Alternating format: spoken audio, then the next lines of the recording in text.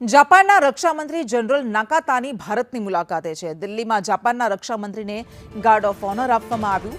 રક્ષામંત્રી રાજનાથસિંહની જાપાનના રક્ષામંત્રી સાથે બેઠક। આ બેઠકમાં ભારતના સીડીએસ અને ત્રણેય સેનાના વડા ઉપસ્થિત રહ્યા। દેશોએ સંરક્ષણમાં સહકાર મજબૂત બનાવવા પર ભાર મૂક્યો। રક્ષામંત્રી જનરલ નાકાતાનીએ પહેલગામ હુમલાના પીડિતો માટે સંવેદના વ્યક્ત કરી। પાકિસ્તાન સાથે તણાવ વચ્ચે જાપાનના રક્ષામંત્રીની આ મહત્વની ભારત મુલાકાત।